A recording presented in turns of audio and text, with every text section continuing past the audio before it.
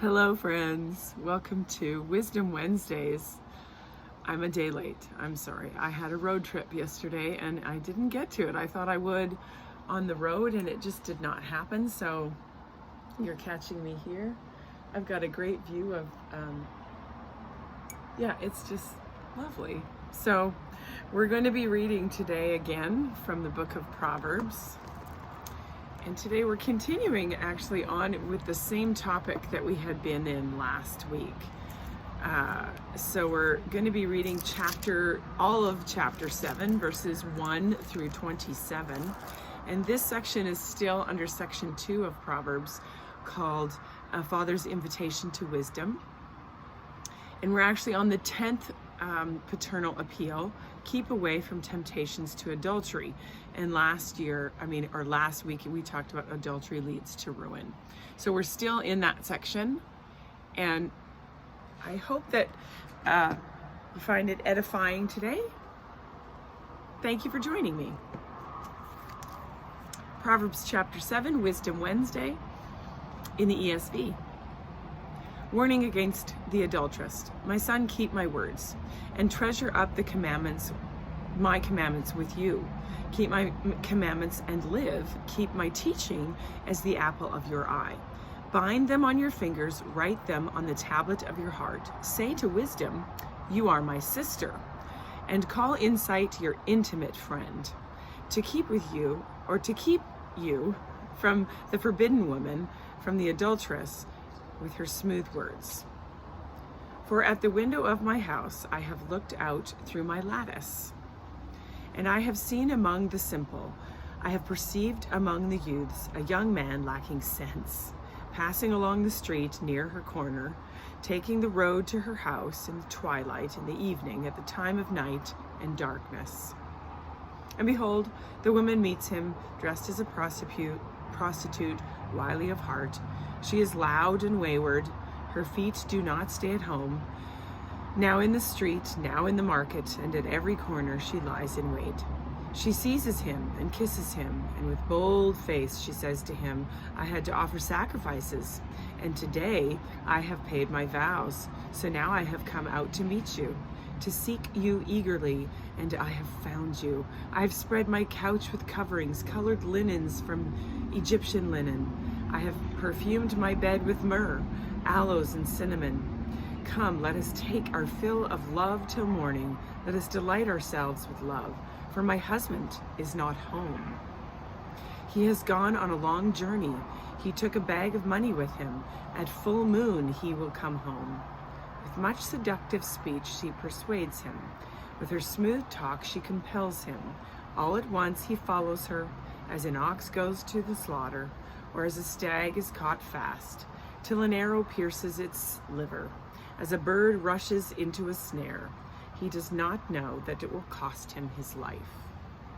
And now, O sons, listen to me, and be attentive to the words of my mouth. Let not your heart turn aside to her ways. Do not stray into her paths. For many a victim has she laid low, and all her slain are a mighty throng. Her house is the way to Sheol, going down to the chambers of death. Now, as I read this, there's a whole bunch of things that went through my head. So I'm going to start with the first thing that went through my head is some of the descriptors here that I'm reading about the enticement of this clearly married woman to another man actually reminded me of the Song of Solomon. So it's not, it's interesting because the Bible actually has a whole book on that sensuality and the beauty of sex in marriage. So go and read it someday. Maybe I should read it here for you, not on wisdom. Well, it is one of the wisdom books, so maybe I will. But anyways, so it's not that sex is bad. I want to make that clear as I'm talking about this. Secondly, yes, it is talking about women. And it's an interesting contrast because often we see, as I've said before, in the book of Proverbs, that wisdom is personified as a female. It's said that she often, right, when we're talking about wisdom, it's personified as a woman. So, but here, the only mention of being enticed into adultery and sexual sin and sexual temptation is the woman enticing a man. Now let's just remember that the man still stumbles and falls. And then as I was thinking about that, I started thinking about David and his sexual sin and how he saw a woman who, there's conjecture. I've heard many things about that, but she was bathing and he was high up and he could see her. So many have said, oh, well, she was trying to do that on purpose. I would have to disagree with that. David was not even supposed to be there. He should have been at war with the rest of his men, but he was not. And so he had idle hands, and that's how he ended up in that position. So this is not to say that the only people that entice others into this are women. Men and women both, very clearly as you read this, stumble into the sin of adultery and sexual sin. And the other thing is that it's interesting that the seduction here, even though I could say that it talks a little bit and reminds me of Song of Solomon, the difference here is that this is just sex. That when you read the Song of Solomon, there's this beautiful connection and unity and spirituality to what you read. This does not have any of that. And it gets sullied when she sort of points out at the end that, oh, my husband's not here, and the man doesn't know it's going to cost him his life. So, yeah, those are just the things that popped into my head as I read this today. It just carries on with the theme that adultery will bring ruin to your life. I think the other thing too that's interesting is any kind of sin, it starts in the mind. We always want to only talk about that from a sexual sin standpoint, but any kind of sin that you have, it starts in the mind. You conceive of it first, which is why when Jesus, at the Sermon on the Mount, always brought things to that place. If you just think this, if you have just thought about committing adultery in your mind, you've already done it.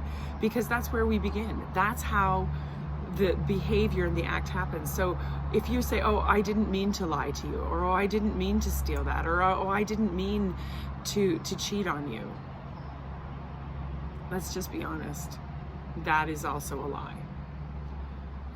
We have not paid careful attention. And as we know from 2 Corinthians, where it says that we are supposed to take captive every thought and make it obedient to Christ. And the reason why is because sin is conceived there. That's where it begins, is in your mind. So thankfully, as believers, we do have the power of the Holy Spirit. We do not have to do these things on our own. We can live supernaturally, because there is no way to stop yourself often except to lean into the Lord and know that He will give you a way of escape. Anyway, so Proverbs chapter 7 in the ESV, Wisdom Wednesdays.